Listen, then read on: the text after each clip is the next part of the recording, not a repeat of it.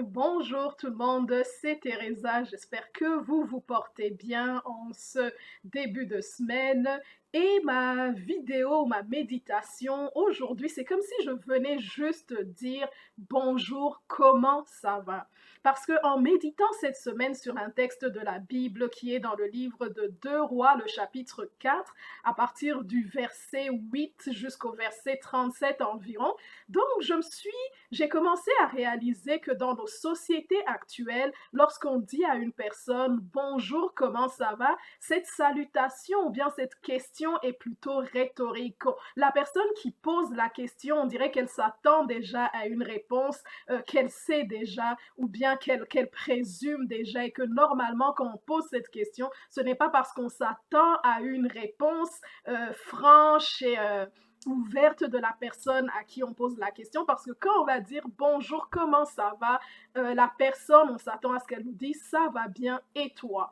Et on va voir que lorsqu'on croise une amie dans la rue, une voisine, des collègues de travail et qu'on dise bonjour, comment ça va, si la personne s'arrêterait, commencerait à nous expliquer ses préoccupations, à nous parler de sa vie, il y aurait même quasiment un genre de malaise parce que de façon habituel lorsqu'on dit à la personne, lorsqu'on salue une personne et qu'on dise bonjour, comment ça va, inconsciemment, la seule réponse à laquelle on s'attend, c'est ça va bien et toi.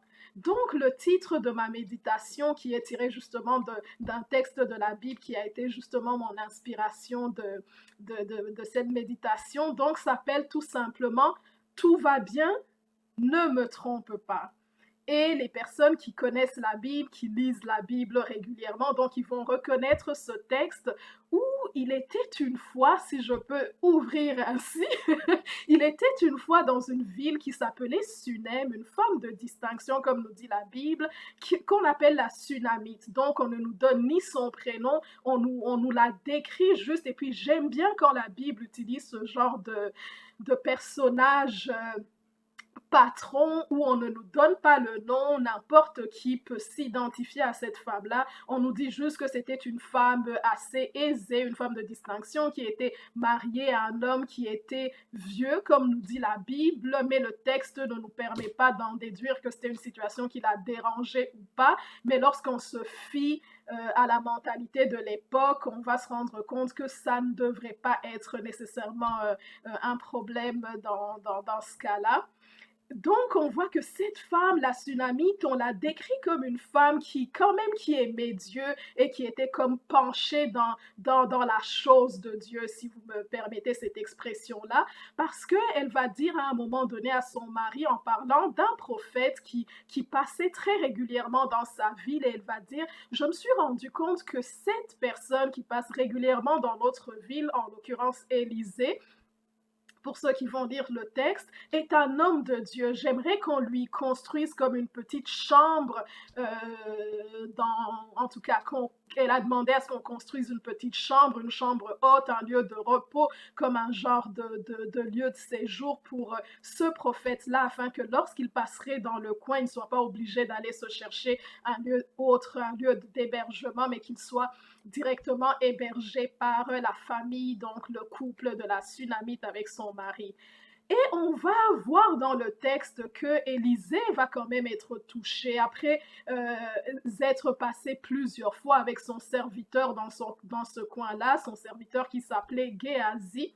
Donc on va voir que il va dire à son serviteur, il va lui dire, c'est vraiment, je suis reconnaissant de voir que cette personne-là prenne l'initiative de nous accueillir, de nous héberger. Qu'est-ce qu'on pourrait faire à une telle femme? Va l'appeler, comme ça on pourra lui poser la question et savoir qu'est-ce qu'elle aurait besoin, qu'est-ce qu'on pourrait faire pour elle pour la remercier. Et quand ils vont appeler la Sunamite va leur dire, on va lui dire, mais que veux-tu qu'on fasse pour toi? Est-ce que tu aimerais qu'on parle pour toi au chef de l'armée? Est-ce que tu voudrais qu'on parle pour toi au roi? Parce que Élisée s'est dit sûrement que cette dame aimerait comme peut-être atteindre un certain statut social, peut-être qu'elle a des visées politiques, peut-être qu'elle aimerait que je l'aide dans tel ou tel domaine de sa vie, parce que c'est pas normal qu'elle s'occupe comme ça de nous. Mais la femme, on va voir que la Sunamite va lui répondre et va lui dire, je n'ai absolument besoin de rien, je suis au milieu de mon peuple, je suis tranquille, tout ce que j'ai, ça me suffit, je n'ai besoin de plus ni de moins, je suis totalement à l'aise avec tout ce que j'ai pour le moment, donc je ne vous demande rien, je n'ai besoin de rien. Et Élisée va réfléchir avec son serviteur. Ils vont se dire, non, certainement, il y a quelque chose qu'on peut faire pour cette personne-là. Il y a quelque chose qu'on peut faire pour cette femme-là. Et Géasi va faire remarquer à son maître, il va lui dire, écoute, donc cette femme n'a pas d'enfant. Donc, certainement qu'elle aimerait avoir un enfant. Et puis, on va comprendre que dans la mentalité de l'époque, avoir un enfant, avoir une postérité était très important, comme on peut le voir à l'instar de Anne, la mère de Samuel, qui voulait avoir un enfant et qu'à tout prix, elle voulait avoir un enfant. On va voir ce même type d'histoire dans la vie de Léa, la femme de Jacob, qui a carrément dit à son mari, donne-moi un fils ou je meurs. Donc, on peut voir à quel point la mentalité de l'époque, donc cette femme, sûrement qu'elle n'était pas exclue de cette mentalité-là. Même Abraham, le père de la foi, on va voir qu'il s'en allait désolé de voir qu'il n'avait pas pu être en mesure de laisser une postérité. Donc, cette femme, c'est sûr qu'elle n'était pas exclue, c'est sûr qu'elle aussi, probablement qu'elle aurait aimé avoir un enfant. Mais là, on va appeler la dame et on va lui dire, écoute, Élisée va lui dire, l'année prochaine, à la même période, à la même époque, donc tu embrasseras un fils. Et ce qui est surprenant, la réponse de cette dame, c'est là qu'elle va dire, homme de Dieu, mon Seigneur, ne me trompe pas. En lisant le texte, je me suis dit, moi certainement que si une personne venait et qu'elle me faisait une promesse de quoi que ce soit, ou bien qu'elle me promettait quelque chose, qu'elle me disait, écoute Thérèse, je vais te donner ça, ou je vais faire ça pour toi, ma première réaction ne serait pas ne me trompe pas, ma première réaction serait je serais contente, je serais emballée, je serais enthousiaste, je serais dans l'expectative. Mais pourquoi cette dame, dès que Élisée lui dit, écoute, donc l'année prochaine, à la même époque, tu embrasseras un fils, sa première réaction était, mon Seigneur, ne me trompe pas. Donc il y a des circonstances dans la vie, il y a des moments dans la vie où probablement la personne a tellement été déçue, tellement la personne a été dans l'attente parce que cette femme, comme on le voit, c'était une femme de foi, une femme de Dieu, une femme qui se dit cet homme, c'est un homme de Dieu, comme il représente Dieu, parce qu'à l'époque, le canal au travers lequel Dieu se manifestait ou parlait au peuple de manière régulière ou de manière plus formelle, c'était à travers des prophètes. Donc c'était une femme quand même qui connaissait Dieu, qui avait la foi, mais qui va dire ne me trompe pas. On vient lui annoncer une parole qui est censée descendre directement de Dieu et sa réponse c'est ne me trompe pas.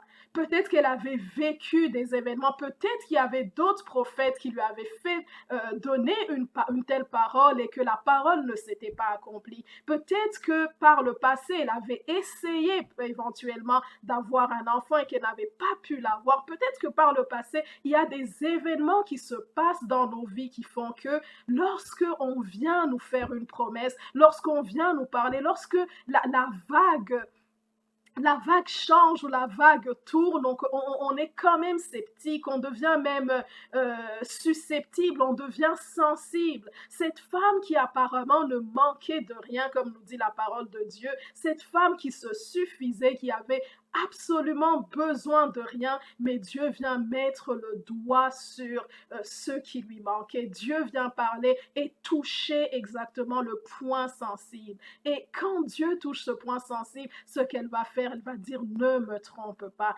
ne me trompe pas, éventuellement parce que c'était une question qui était délicate, douloureuse pour elle. Peut-être que c'était un point auquel elle avait déjà fait un trait, peut-être qu'elle avait déjà tourné la page sur la question, peut-être qu'elle avait déjà appris à apprivoiser ce manque-là et il y a comme quelqu'un, il y a comme Dieu qui vient réveiller cela. Et elle ne voulait pas encore se berner par de faux espoirs. Donc elle a dit, homme de Dieu, ne me trompe pas. Dieu ne me trompe pas. Mais on va voir que l'année d'après, comme nous dit la parole de Dieu, elle est tombée enceinte, elle a embrassé le Fils comme Dieu. l'avait promis. Mais ça aurait été une belle chose si l'histoire se terminait là, parce qu'on va voir que quelques années plus tard, l'enfant qui sera dans les champs avec son père, il va peut-être subir une insolation. Le père va dire au serviteur, ramenez l'enfant chez sa mère, et l'enfant, quelques heures plus tard, auprès de sa mère, il va mourir. Et la dame va être obligée, va aller voir son mari, elle va dire, donne-moi un serviteur avec une ânesse, je vais monter voir l'homme de Dieu. Et son mari va lui dire, mais qu'est-ce qui se passe? Pourquoi tu décides d'aller comme ça à la hâte voir l'homme de Dieu? La femme ne va pas répondre, elle va lui dire, écoute, tout va bien. Tout va bien. C'est pourquoi le titre de ma méditation, comme je le dis en commençant, est tout simplement tout va bien. Des fois, des personnes que nous croisons dans la rue, des fois, des personnes que nous fréquentons peuvent nous dire tout va bien, mais parce que peut-être qu'elles ont, à un moment donné de leur vie, exposé leurs problèmes. Peut-être qu'à un moment donné de leur vie, elles ont partagé ce qu'elles vivaient et que peut-être elles se sont senties trahies, peut-être qu'elles se sont senties laissées à elles-mêmes, peut-être elles n'ont pas reçu l'aide dont elles avaient besoin jusqu'à ce qu'elles arrivent dans une étape de leur vie, sur le chemin de leur destinée, ou même lorsqu'on leur demande comment ça va, la seule réponse, par peur d'être blessées, par peur de vivre encore une douleur, alors que la douleur est peut-être vive, ou bien qu'elles auraient appris à apprivoiser cette douleur-là, elles vont juste décider de dire tout va bien. Ce tout va bien de cette femme-là, est-ce que c'était un tout va bien de foi? Moi, personnellement, en lisant le texte, je ne pense pas que ce soit un tout va bien. Cette femme qui était une femme de foi, cette femme à laquelle, comme on dit, il ne lui manquait absolument rien, elle avait tout ce dont elle avait besoin, mais il y avait une chose qui lui manquait, et c'est cette chose que Dieu est venu toucher à ce moment-là de sa vie. Donc là, son mari lui demande, qu'est-ce qui se passe? Pourquoi tu vas voir l'homme de Dieu? Elle dit, tout va bien, il n'y a aucun problème. Elle dit à son serviteur, attelle, avance, ne t'arrête ni à gauche ni à droite sans que je te le dise, qu'il n'y ait personne qui m'arrête sur le chemin. Ce genre de situation où justement on va croiser des personnes qui vont peut-être s'intéresser à nos préoccupations, qui vont peut-être s'intéresser à nos problèmes, et on va dire tout va bien parce qu'on a peur encore de faire confiance, parce qu'on a peur de se faire trahir, parce qu'on a peur à cause de ce que éventuellement on aurait vécu par le passé. Donc on voit la Sunamite qui se dirige vers le mont Carmel, là où habitait Élisée et son serviteur. Et eux, quand ils vont la voir arriver de loin, ils vont dire c'est cette Sunamite qui arrive. Donc ça aussi, ça me fait un peu sourire parce que je me dis, elle avait quand même un prénom. Mais il dit, c'est cette Sunamite, alors qu'ils habitaient, souvent ils étaient hébergés par elle, mais bref, peut-être c'est la tradition qui veut ça, je ne sais pas, mais il dit, c'est cette Sunamite qui arrive, et puis Élisée va dire à son serviteur, vas-y, devance là, va voir ce qui se passe. Et il lui dit, est-ce que tout va bien? Est-ce que ton mari va bien? Est-ce que ton fils va bien? Et elle lui dit, tout va bien. Mais quand elle arrive devant l'homme de Dieu, elle se jette sur ses pieds, comme dit la Bible, elle va commencer à pleurer. Et puis le serviteur Géasi, il va essayer de la repousser, un peu comme veut la religion. Tu ne peux pas t'approcher de Dieu de cette manière. Tu dois respecter le protocole. Tu ne peux pas parler à Dieu de cette manière. Donc il essaye de la repousser, mais l'homme de Dieu va dire, laisse-la. Cette femme a l'âme amère. Elle a l'amertume dans l'âme et Dieu me l'a cachée. Je suis un serviteur de Dieu, mais Dieu me l'a caché. Je suis un prophète, mais Dieu me l'a caché. Cette femme, cette personne qui est devant moi, ce prochain qui est devant moi, cet individu qui est devant moi, il a l'âme amère et Dieu me l'a caché. Et puis là, la dame va expliquer, elle va dire, pourquoi m'as-tu menti? C'est un peu comme si elle dirait même à Dieu, pourquoi m'as-tu menti? Pourquoi m'as-tu menti? Pourquoi à ce moment-là, je t'avais dit, ne me mens pas, ne me trompe pas? Est-ce que c'est moi qui t'avais demandé de déclarer ces choses sur ma vie? Est-ce que c'est moi qui avais demandé que tu me donnes cet enfant pour qu'il meure aujourd'hui? Donc elle va dire, est-ce que c'est moi qui te l'avais demandé? Ne t'avais-je pas dit, ne me trompe pas? Donc c'est ces moments sur le chemin de notre destinée, sur le chemin de la vie, où on pensait que les choses commençaient à aller de mieux en mieux, et puis on a l'impression que au contraire, les choses s'effondrent. Donc cette femme-là est dans cette position-là, et Élisée va dire à son serviteur, écoute, va, prends le bâton, il lui donne des directives très religieuses et très religieuse et très spirituelle. Il dit, allez, cours, vas-y, et l'enfant sera guéri. Mais la femme dit, je ne quitte pas ce lieu. Ces moments sur le chemin de la vie où peu importe comment les individus autour de nous, les personnes autour de nous comprendraient la situation dans laquelle je serais en train de vivre, ou tu serais en train de vivre, ou le prochain autour de nous serait en train de vivre, où on se dit, je dois rester devant Dieu, c'est Dieu qui va m'aider, c'est Dieu qui peut comprendre cette situation, je ne peux plus bouger, c'est Dieu qui va comprendre cette situation, parce que cette situation qui a perduré tellement longtemps, et puis là, je pensais être au bord de l'accomplissement, et finalement, tout vient encore de s'effondrer. Donc, elle va dire, je ne quitte pas ce lieu. Elle dit sur la vie de l'Éternel et sur ta propre vie. Ce qui me permet de croire que son langage, quand elle a dit tout va bien, ce n'était pas un langage nécessairement de foi, c'était un langage de ras-le-bol. Quand on a vécu tellement de choses qu'on en a marre, qu'on en a ras-le-bol, qu'on dit cette fois-ci, je m'en fous, advienne que pourra. Parce que c'est comme si elle venait même rentrer en confrontation avec quasiment Dieu sur la vie de l'Éternel et sur ta propre vie. Donc, je ne partirai pas avec ton serviteur, mais j'irai avec toi et avec Dieu.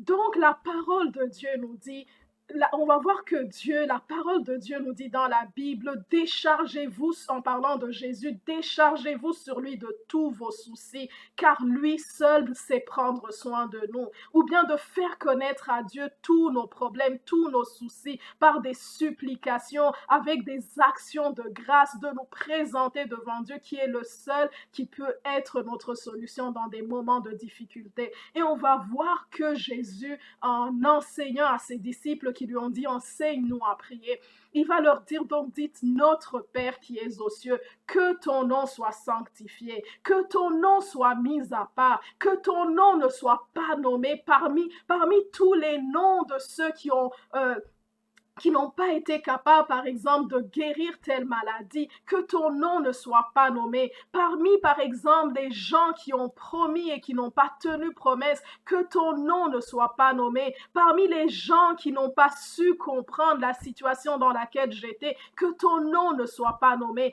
Parmi les personnes qui ont échoué, que ton nom ne soit pas nommé, que ton nom soit sanctifié, que ton nom ne soit pas nommé. Parmi tous ces noms-là qui n'ont pas été capables de sauver, capable de salut, capable de délivrer, que ton nom ne soit pas nommé parmi ces noms-là, que ton nom soit sanctifié, que ton nom soit placé au-dessus de tous ces autres noms-là. Donc cette femme, cet individu, ce personnage était arrivé dans un moment de sa vie où elle était face à face avec Dieu en disant, ne me trompe pas, ne me trompe pas, tout va bien aller. Avec Jésus, tout va bien aller. Donc, on va voir que pour ceux qui pourront lire l'histoire jusqu'à la fin, donc Élisée va aller avec la femme, il va prier pour l'enfant, il va toucher l'enfant, il va se coucher sur l'enfant. En tout cas, ceux qui pourront lire l'histoire pourront la lire, mais on va voir que l'enfant est ressuscité. Et c'est tellement glorieux et merveilleux de vivre des résurrections dans des textes de l'Ancien Testament, chose qui n'était pas du tout courante. Qui sont plus des miracles qui se produisaient dans le Nouveau Testament. Mais avec cette femme, avec ce personnage qui a persévéré, qui a dit « tout va bien » et ne me trompe pas. Et la Bible nous dit que Dieu n'est pas un homme pour mentir, ni un fils de l'homme pour se repentir. Ce qu'il a dit, il va l'accomplir. Donc, aujourd'hui, encore cette semaine, j'aimerais encourager une personne, j'aimerais nous encourager de dire de trouver même une personne à qui on peut avec qui on peut prier, avec qui on peut partager nos soucis, mais principalement de venir devant Dieu, de venir devant Jésus-Christ, de soumettre nos problèmes. Comme il dit, déchargez-vous sur lui de tous vos soucis, car lui seul prend soin de vous, car lui seul saura prendre soin de vous. Donc, tout va bien, il n'y a pas de stress, il n'y a pas de problème, il ne faut pas, la Bible dit que ton cœur ne se trouble point, que ton cœur ne s'alarme point. Croyez en Dieu, croyez en moi, donc en parlant de Jésus-Christ. Donc c'est ça ma méditation de cette semaine, en tout cas. Tout va bien. Comment ça va? Tout va bien. Et que ce soit le vrai tout va bien, empreint de la foi que Dieu peut changer les circonstances dans nos vies. Donc, c'était ça ma méditation cette semaine. Que Dieu vous bénisse et que Dieu vous garde. C'est Teresa. Bonne semaine. Bye.